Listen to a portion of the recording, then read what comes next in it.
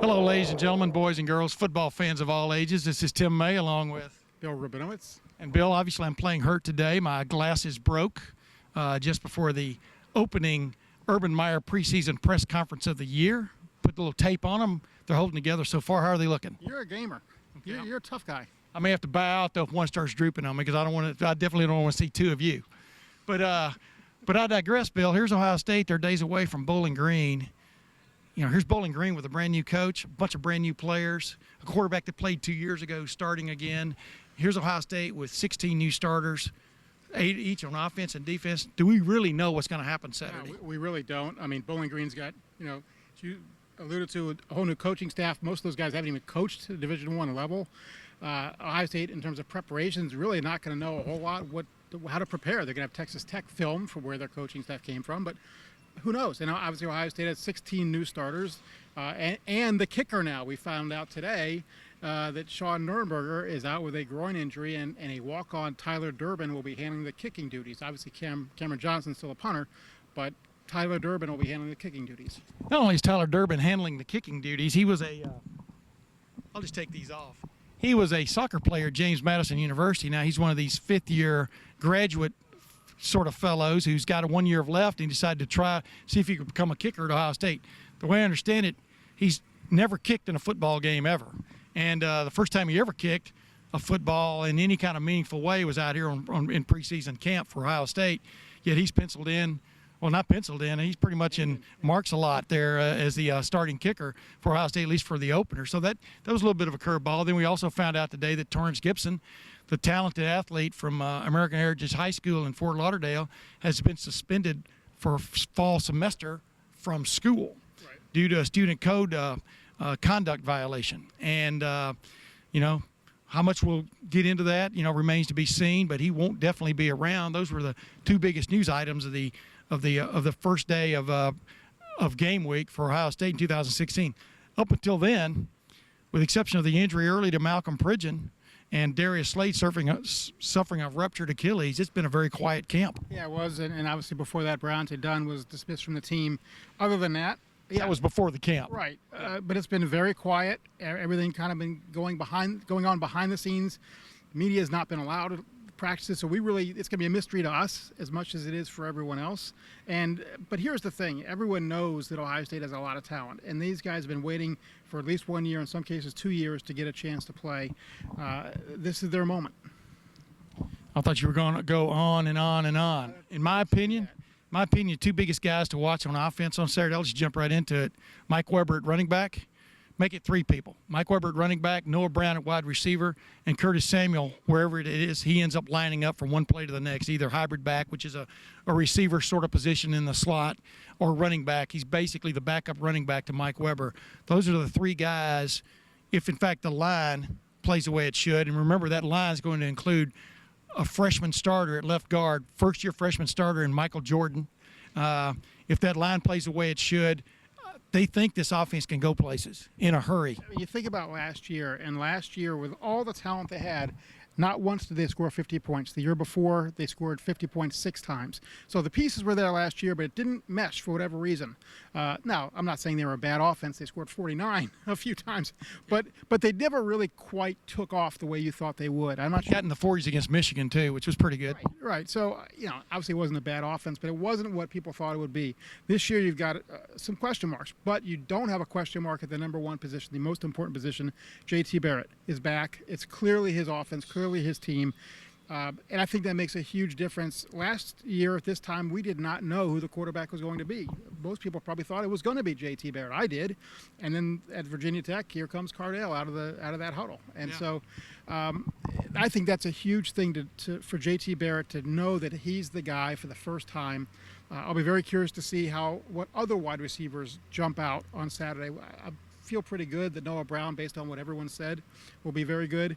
Will it be Terry McLaurin? Will it be Paris Campbell? Will it be Johnny Dixon, Austin Mack? I mean, there's so many guys. So, yeah, it does hurt to lose Torrance Gibson, a guy with that kind of potential. They don't need him the way that some teams might need him. Well, I haven't been that quiet since my mom put me in the corner in 4th grade for acting up. But I digress.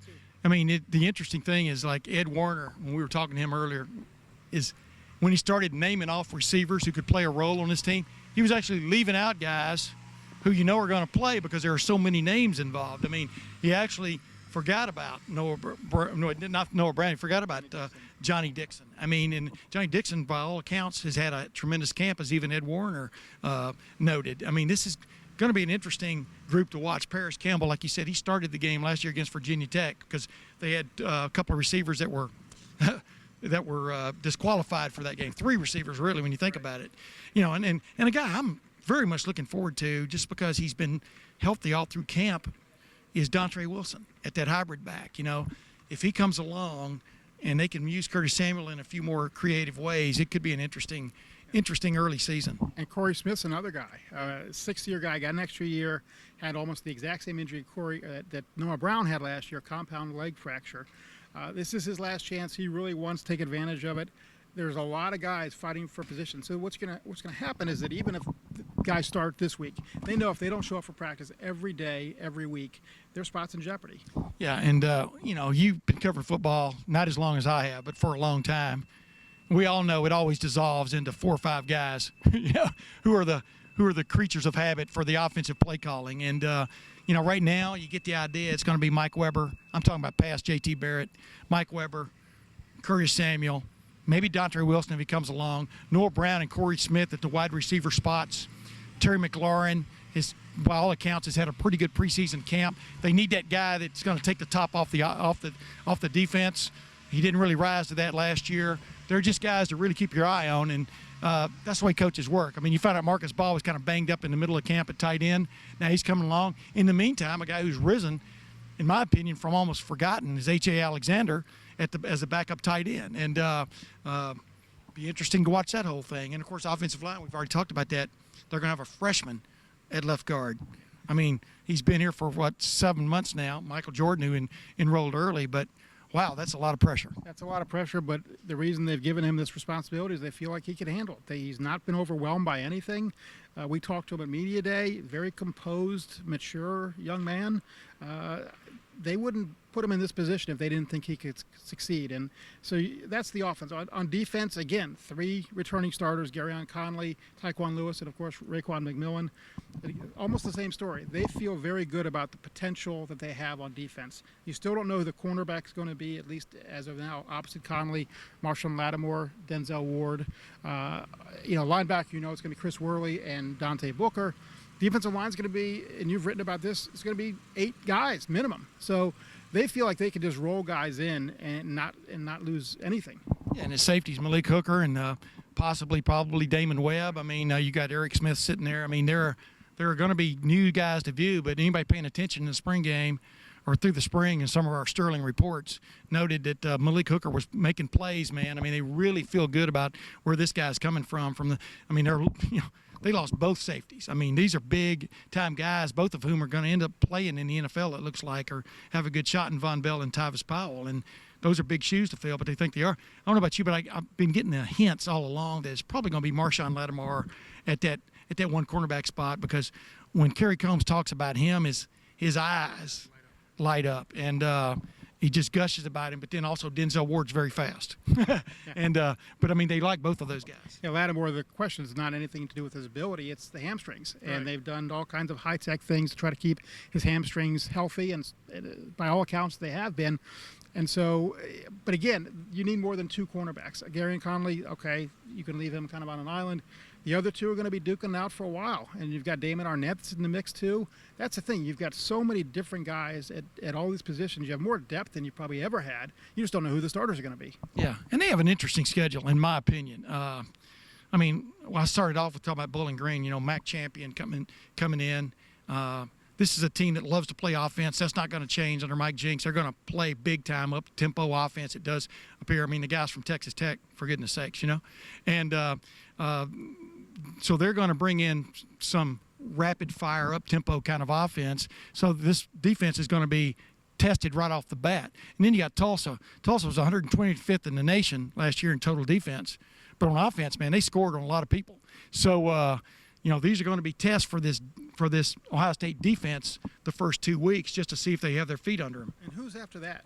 Then they play at Oklahoma, which we'll get into in a couple of 3 weeks. But Oklahoma has its own test playing at Houston this year in the season opener, which is for some reason or other has a noon start, just like Ohio State's opener. But they're playing at University of Houston, which in its last game, all it did was upset Florida State in the bowl game.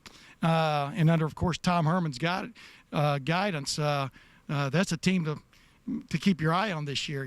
Is Oklahoma overrated? Is Houston underrated? Houston with their great quarterback in Greg Ward, Oklahoma with their great quarterback in Baker Mayfield.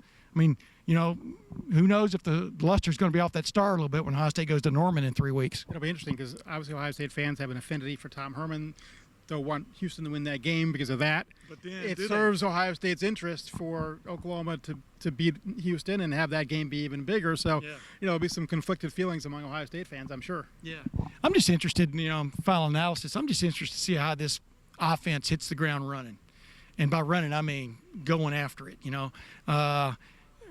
This is what you expected last year, and it was hit or miss. Even in that Virginia Tech game, man, a couple 3 big plays.